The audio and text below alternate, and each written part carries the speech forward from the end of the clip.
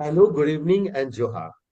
On behalf of Foxy, I welcome you all in the 145th episode of Gyan Pravah. It is a brainchild of our dynamic president, Foxy, Dr. Sunita Tandulwadkar, madam. Every day, 8 p.m., we are coming here with some new topic, with some eminent personality of the field. And starting and continue this legacy, today I'm really happy to introduce none other than but Professor Unup sir. Sir is currently the AOFOG chairperson of the Sexual and Reproductive Health Committee.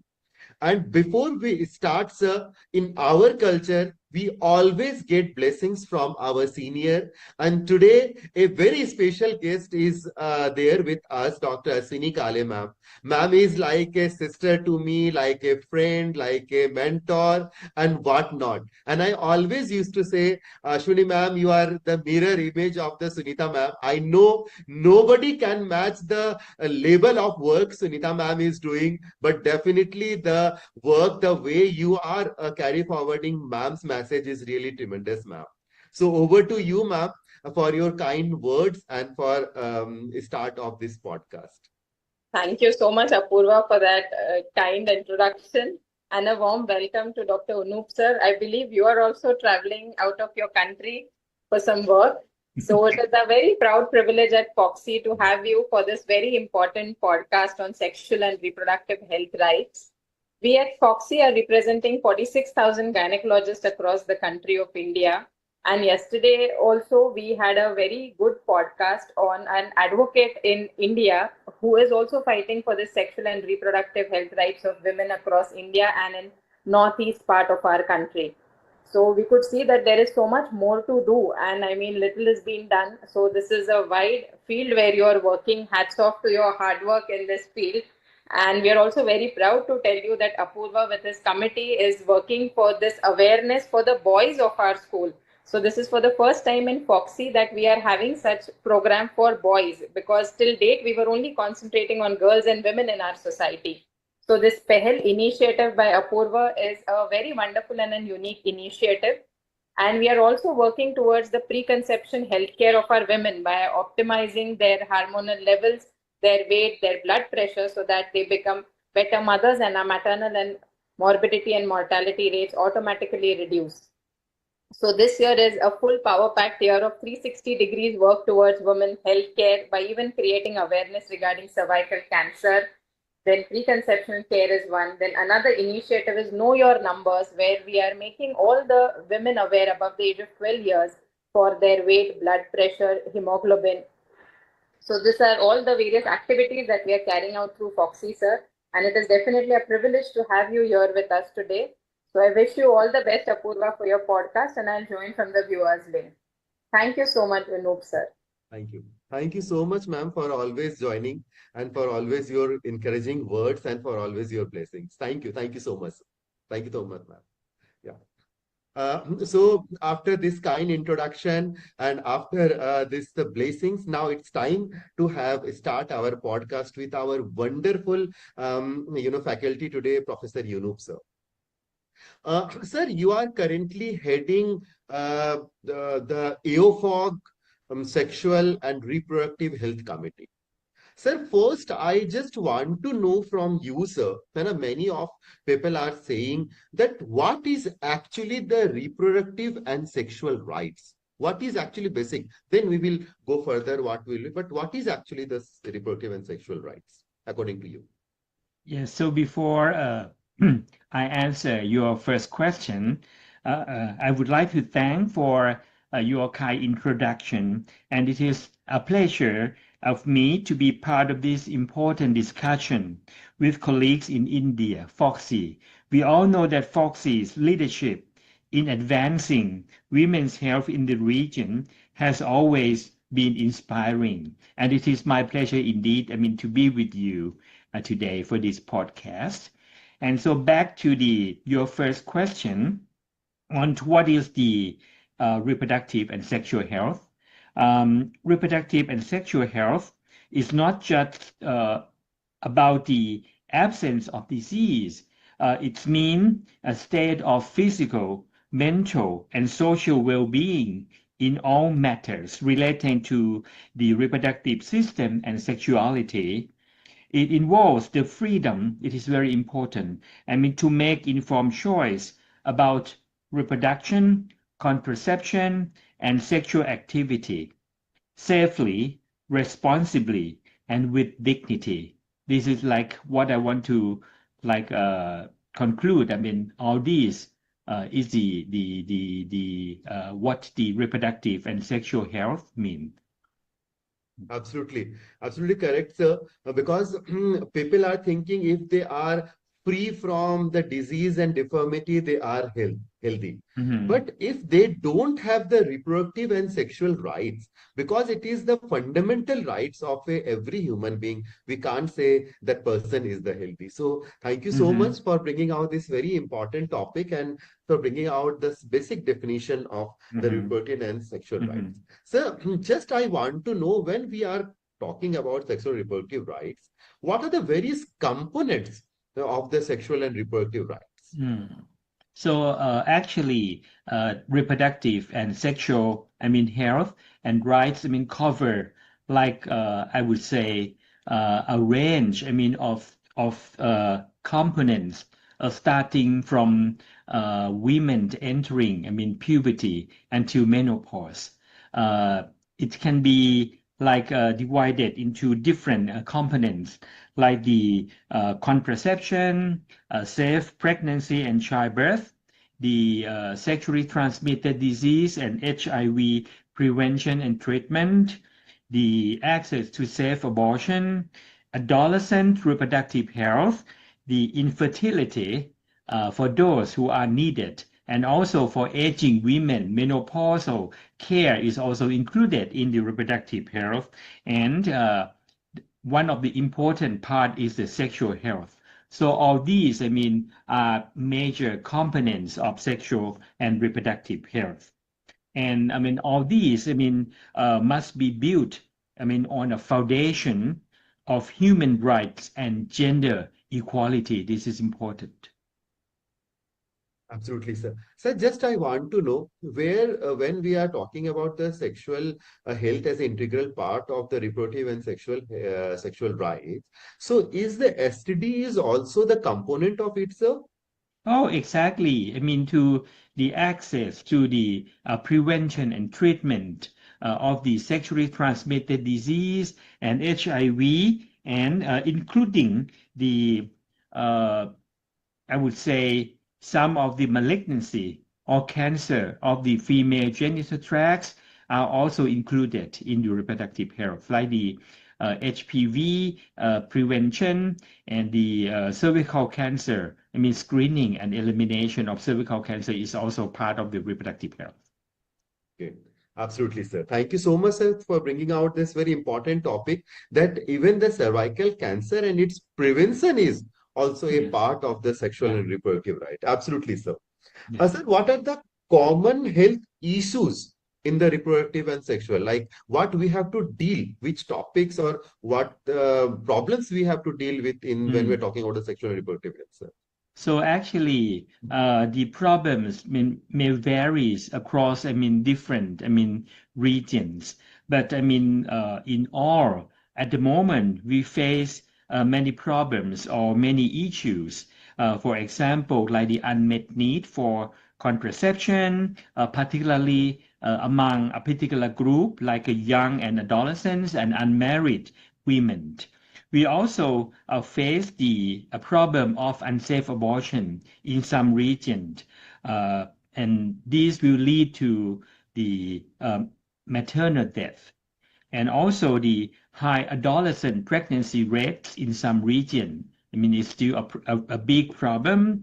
The what we have mentioned about the sexually transmitted diseases and cervical cancer prevention, HPV vaccination.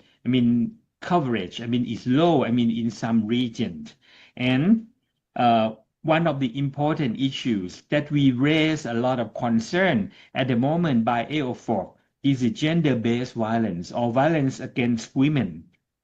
This can affect both physical and mental health. Mm.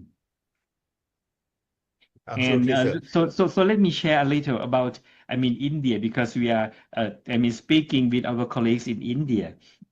I'm aware that India, like many Asian countries at the moment, is dealing with dual challenge, I would say, uh, meeting the needs of a very big group of youth population is still important for India, but also, India need to prepare to address the health of the aging female population as well. So that means like we need to consider, which one is important, or we need to, I mean, uh, I would say address, these challenges, together.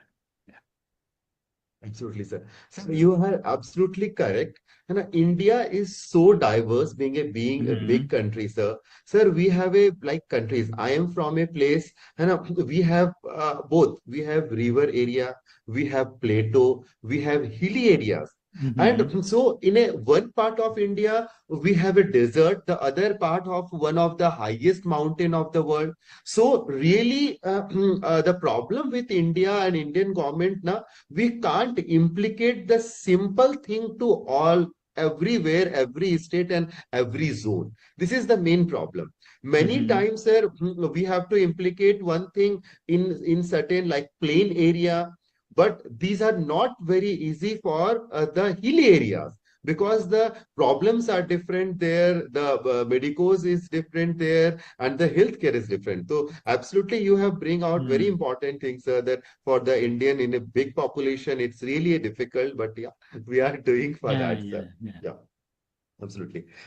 Sir, yeah, when you are talking about the different demographic differences, sir, in Asia, we have a lot of demographic differences.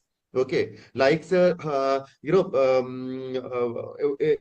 am talking about India. We have a so much high fertility rate in Afghanistan or in Bangladesh, and you can see the rights of a women's in Afghanistan or Bangladesh or Mhm. some other countries are so low. Sir, so in this, how do we deal with? Because, sir, I know you are very strongly associated with the WHO also. So, sir, Mhm. what steps can be taken by AOFOG as a person or by the WHO to deal with these differences, sir?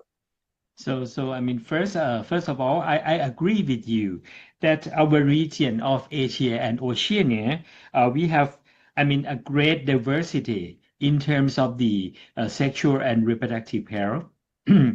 Mentioning some countries like Thailand, like Sri Lanka and Malaysia, all these countries have made big advances in sexual reproductive health and also maternal care and contraception. Like in Thailand now we have like very low birth rate. So we need to increase, the fertility rate at the moment. So this is, some countries, in our region. And but in some countries, like you mentioned, in some part of Asia, like in South Asia or in some Pacific Island countries, they still have a problem with the unmet need for contraception, high maternity rate, and high adolescent pregnancy, and unmet contraceptive needs. So, this is another group, I would say, of need, in this country. And I'm aware that in India, a lot of achievement have been done, but I think a long way to go, and a lot of things, have to be done. I really like impressed with the Fogsi initiative uh, in terms of the safe abortion, the postpartum contraception, and HPV vaccination advocacy of Fogsi. But you still have a lot of challenges, particularly in some area, like you mentioned, in rural area and in adolescent education. I think one of the important thing in India is the stigma around the sexuality. Correct me if I'm wrong, but I think this is very important, and we need to, try to improve or develop, this area. And so, so you talk about the AOFOG, right, and the WHO. So let me share with you the role of these two organizations. Since I'm part of the WHO as well, apart from EOFOC that you introduced me at the beginning, the WHO plays, I mean, a global, I would say, leadership in setting like evidence-based, I mean, standards, and also supporting member states or countries through technical assistance. This is the major role of WHO. And I mean, I'm here. This office is WHO Collaborating Center for Research in Human Reproduction here in my university in Bangkok. We conduct research training and policy support for countries, I mean, in this region as well. So role of the WHO will be like a global leadership, standards, and technical assistance. But for EOFOC, I mean, it's different. EOFOC, so you know, is Asia Oceania Federation of Obstetric Gynecology. So we have like more than 20 member societies from different nations in the region, and including Fogsi, absolutely. And the EOFOC roles will focus on regional collaboration in terms of the capacity building and professional education and setting some of the standard as well. And for the EOFOC, Sexual Reproductive Health Committee, which I currently chair, we have hosted, I mean, many regional sessions, regional events, including the webinars. And we also develop the training modules and supporting implementation of the standard guidelines in our local context. This is what we are going to do. And let me add one more initiative that is important for the sexual reproductive health is the Violence Against Women initiative of EOFOC. Since, I mean, as I mentioned at the beginning, that violence against women or gender-based violence is one of the important issues in our region and challenge in our region. So that's why EOFOC, we have the initiate the EOFOC Violence Against Women Working Group, and we have launched the present the declaration of the EOFOC on violence against women last year in the EOFOC meeting in Busan, and at the moment we are doing some survey on violence against women, and we will develop some other like the I would say documents or guidelines or recommendation on these, I mean, in the future with the help of the member countries, I mean, including Fogsi. Absolutely, sir. Sir, you very correctly said two things I want to add. Yes, in India, absolutely there is a stigma around the sexual problems and around the sexual health. And I really thankful to Foxy, the leader of Foxy, and Sunita madam, and before also the few president. We create so much awareness. And really, sir, I am very thankful to Sunita Tandulwadkar madam, the current Foxy president. And we are going to launch the sexuality education module to I think in the months of September to celebrate the World Sexual Health Day. So definitely, sir, there is a taboo and a lot to do work. The main problem, sir, of the taboo is that, na, sir, because it's a culturally. And culture is absolutely different. It's not like India is not a single culture. Every state has a different culture, different languages. And that's why it's really difficult, but we are doing, and really Foxy is doing, Foxy leadership is doing, and with the help of AOFOC, WHO, and FIGO, definitely we will succeed and improve the problems which our women are facing, sir. So thank you so much, sir. And sir, I just want, though you have answered it already, sir, very well.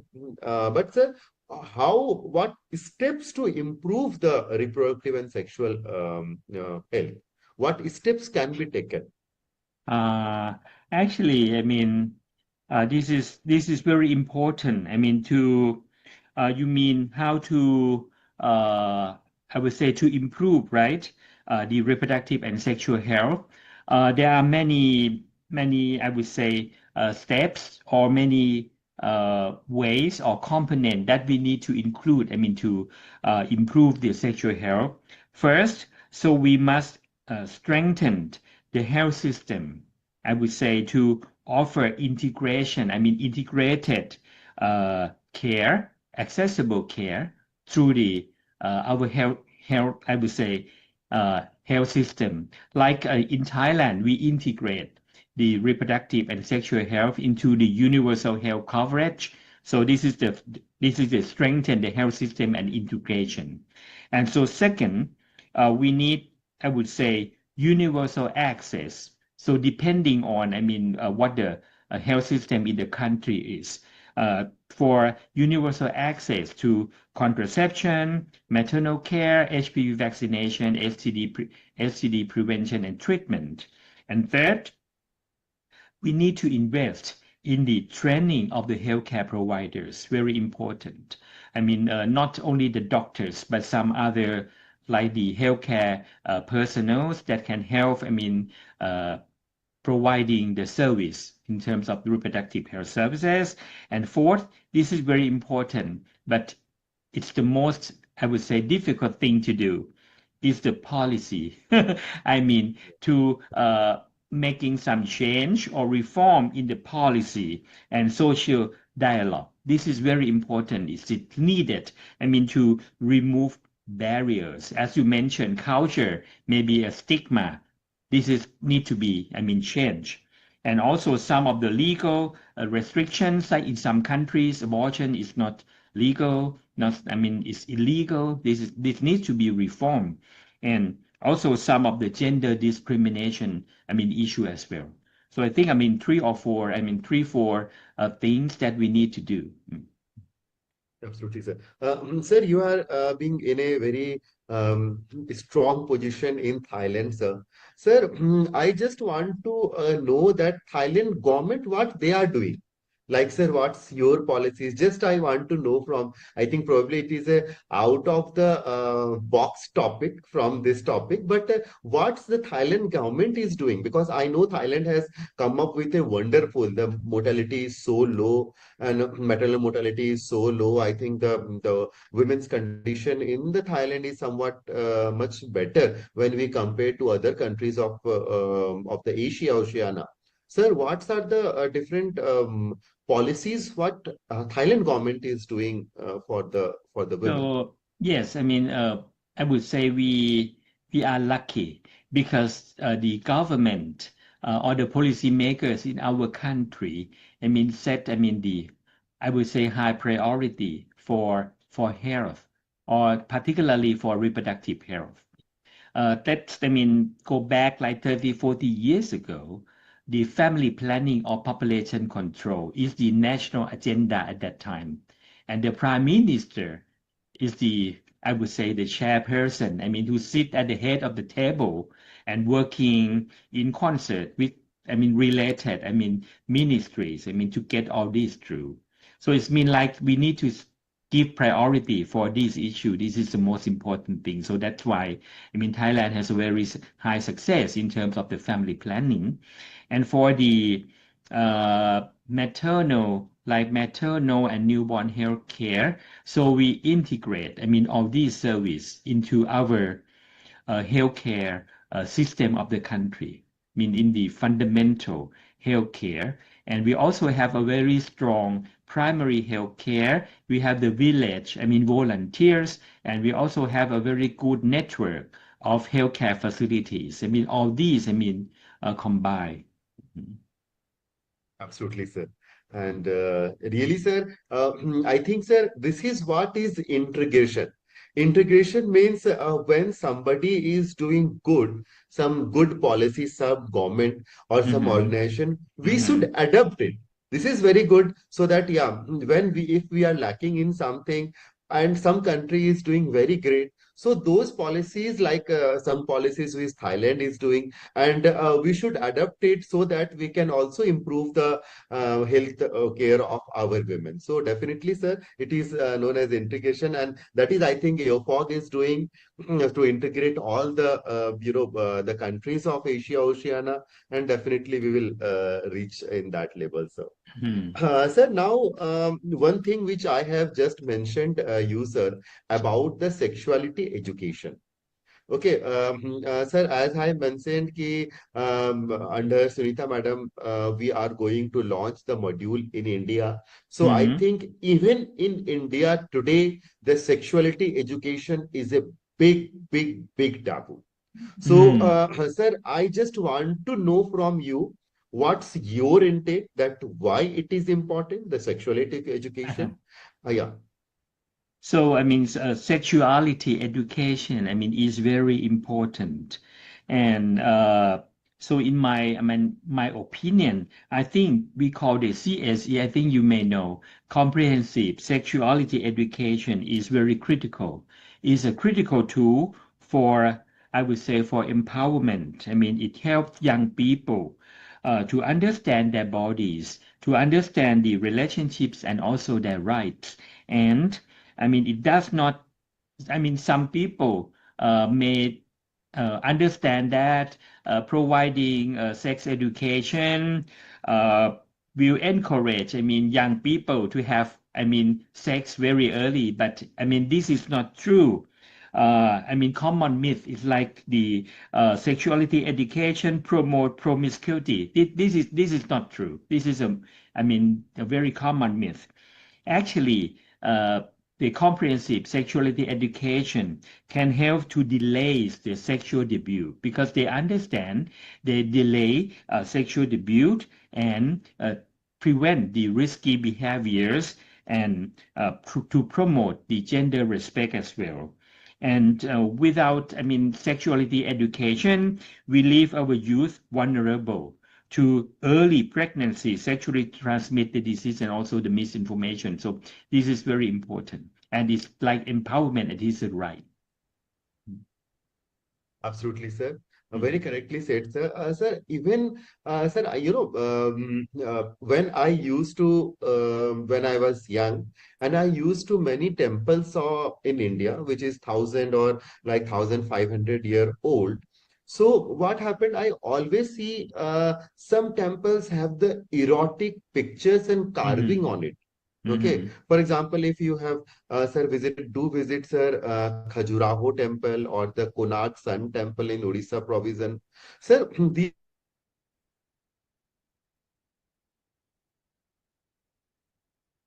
so actually, sir, in the previous time in the ancient India, temple are a place not only for work, worship. It is also a place for education. Mm. And even our ancestors knows that what is the importance of sexuality education, and that's why those carvings are there even in the most sacred place, that is the temple. But Mm. eventually, with the foreign invaders are invading India, so somewhat the culture is diluted, and now it's really a taboo. So this is one Mm. thing, sir. Sir, secondly, just I want to know from you, sir, according to you, when should this sexuality education should start? At what Mm. age or at what school age? Yes, sir. Mhm. Uh, so I mean, let me like share some experience of some countries like Thailand. So I would say we include the education about the sexuality since very young age. But I mean, depending on the age group, and then we try to include the age, I would say, appropriate information, I would say. For example, for the primary school, like 5 to 10 years old, uh, we would, I mean, include the basic knowledge like the body parts, the privacy and consents in there, but not, I mean, much, I mean, detail about the I mean, uh, uh, sexuality. And for middle school, like more than 10, like 10 to 15 years old, we can include the content of like the puberty, the emotion, and some relationship in. And at high school and beyond, we include, I mean, more details in terms of like the sexual intercourse, the contraception, STD prevention, and some sexual rights. So, I mean, we can include, I mean, the sexual education very early, but we need to adjust the contents, I mean, to be appropriate. I mean, for the age, I would say age specific or age appropriate information. So anyway, if we don't provide the sexuality education formally, I would say, I mean, kids can learn by themselves. I mean, in the era of the digital and AI, like, I mean, everyone can have access to so many information through the internet and through the using the mobile phone. So, but we all know that some information or some contents, I mean, in these, I mean area are not correct. So, I mean, it is our role. It is our, I would say, it is, I would say, mandatory for us as a healthcare providers to help, I mean, and convey the correct information to them instead of leaving them to find some correct and incorrect information by themselves. Absolutely, sir. Very, very correctly said, sir. Sir, just I want to know whether in Thailand you have a comprehensive sexuality education like syllabus for the school students, sir. Yes, It's yes, teach by yes, them. Okay, yes, okay, okay. yes. It's wonderful, sir. And sir, But when but, was but in yes, sorry. yeah, and when it was implicated, sir, like how many years back, 10 years back or 5 years Oh, back? I think more than 10 years, 10, 20 years, 10, Okay, 20 oh, years. And we work, I mean, our center here is the pioneer, I would say, in the sexuality education. And we work closely with some other, I mean, authorities in the countries. I mean, like the Minister of Education. okay, So it great. was very hard at the beginning, I mean, to uh, make them realize or recognize, I would say, the importance of sexuality education. But in Thailand, we have passed, I mean, through that stage already. Absolutely. Mm. Correct, sir. Sir, basically, when we in India, we are talking, sir, India is among the first country of world which gave the rights of abortion in the 60s and Mm. 70s. So, Mm. definitely there something is there.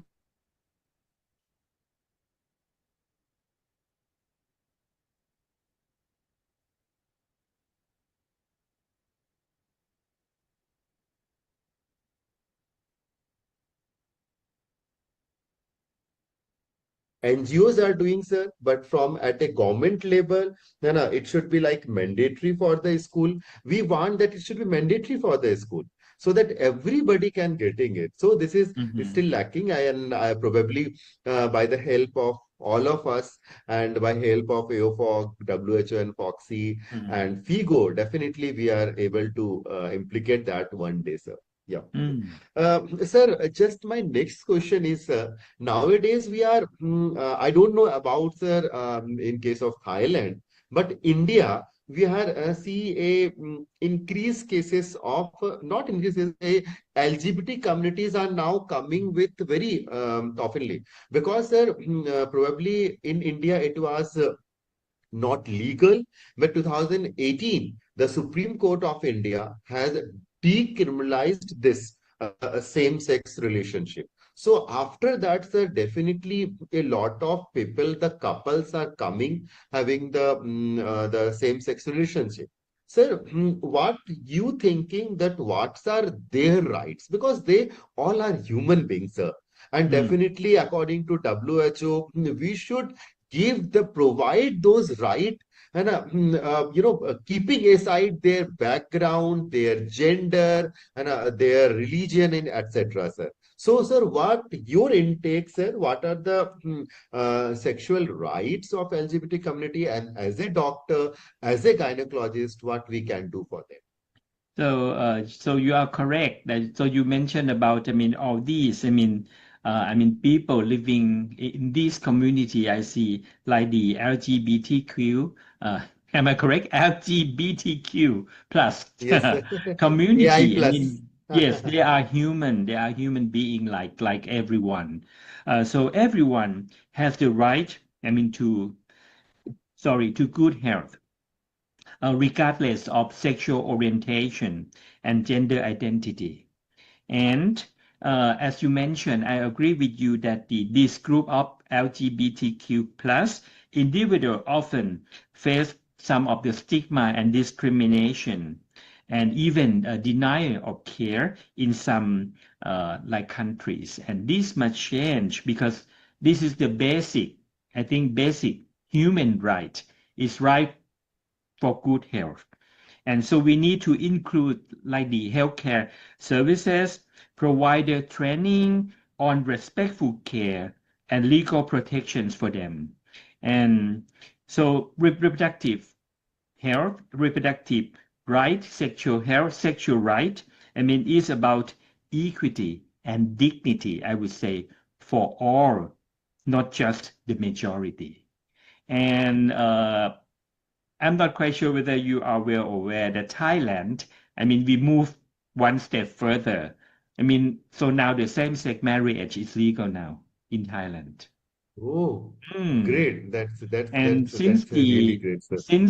I would say the implementation, of this, same-sex marriage, legal same-sex marriage, early this year in Thailand, I think we now have like more than 3,000, couples. Oh, Mhm. it's really Legal great, sir. marriage. Yeah, yeah. Yes, sir. Sir, I think Thailand is the first country in Asia to legalize it, sir. Mm, I'm not quite sure, but among the Yeah, I first, think, yeah, yeah, yeah, countries might in be, the sir. region. Yeah. No, no. Sir, though, what happened, sir, in 2018, Supreme Court of India decriminalized the same-sex relationship in India. But Mm, 2022, sir, Supreme Court even not recognized the marriage, same-sex marriage. So they are in India. This is actually in between. The relationship is not a crime, but mm, doing marriage is definitely crime in India, sir. mm. So this is the Yeah. legal status is sorry. Mm, Is really a thing. Sir, because thank you so much, sir. We have actually covered, I think, all and aspects of this. Sir, before I end, I just want to ask something about you. Uh, One very important topic, the violence against women. Because you mm, again you are very close with the violence against women. Sir, what your intake like for the Asian country, how often it is. And previously it was thinking that violence against women is sorry, only for the low socioeconomic status person, but now violence against women is also common in the offices and etc. Sir, yeah, so exactly. what your intake, sir, in that? So That actually, what's your we have done some survey, in our country and in some countries in the region. And I would say, initial or preliminary, I would say, analysis, we found the prevalence is very high.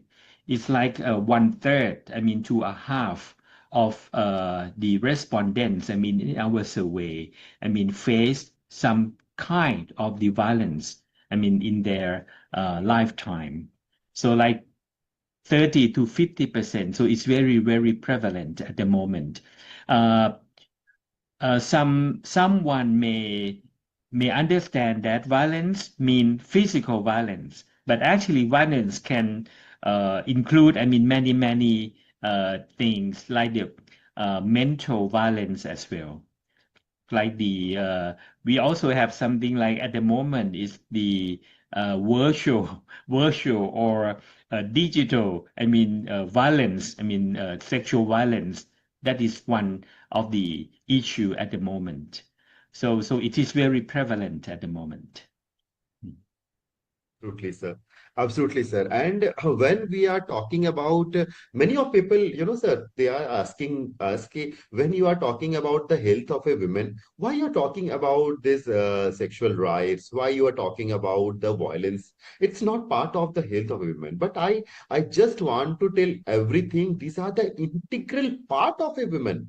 Mhm. When we are talking about the women empowerment, when we are talking about the safety of a women, the violence against women is definitely integral part of it. The sexual rights of a woman is definitely a part of it. And a woman can't be, we consider is as a develop and is 100% all right when if we are not giving them sexual right, the reproductive rights, and definitely the stop the violence against women. So definitely, sir, you bring out a very important topic of the violence against women. So Mhm. before we end, sir, just I want to know your last take-home message or your key points, what you want that we gynecologists can do Mm. for the improvement of this the sexual and the reproductive right. Yeah. So I think it is I would say, it is mandatory as well. I mean, as we are like a women's, doctor, right? So we are obstetrician, we are gynecologists, we take care of women. So it is a must for us. To uh, handle, this challenge and this issue in our practice, because health, particularly reproductive health, is a right. It's not a privilege. It is a right. It's not a privilege. And reproductive and sexual rights must be seen as the important, like essential part of the universal health coverage. Uh, so let's, us all, obstetrician gynecologists and our colleagues, work together. The professional, the clinicians, the policymakers, and civil society can work together to ensure, every woman and every person, in this, region, particularly in Asia, has access to care with respect for reproductive and sexual health and right. Mm. Absolutely, sir. Thank you so much, sir. Sir, before that, just I want to ask, I want to tell every one of you, and we obs and gynecologists, the patient thinking that we are friends. Literally, they can share each and everything to you. And other than the other specialist, when we are talking about other specialists like medicine or surgery or Mm. something, they are Mm. coming with their problem. But when we are a obstetrician, na, they share everything of there. So we as a friendly obstetrician and gynecologist, we should not only treat them physically, but also treat them mentally and also do the best so that their rights, including the sexual right, including the reproductive right, including the contraception, including the prevention from STDs, including the stop violence against women should be ensured. So it is our duty, and definitely, sir, it is their rights to do that, and it's our duty to provide that. So Mm. thank you Excellent. so much for your current listening to all the viewers, and thank you so much, Professor Yunup sir. Sir, you are traveling so much for the cause of a women, and still you give time to us for this wonderful discussion. Thank you so much, sir. Thank you, It's sir. my And pleasure. definitely in future Mm. also, I will catch you up, sir, so that we learn a lot from you, sir. Yeah. Yeah. Thank you. Thank Thank you so much. you. Thank you. Thank you so much. Yeah.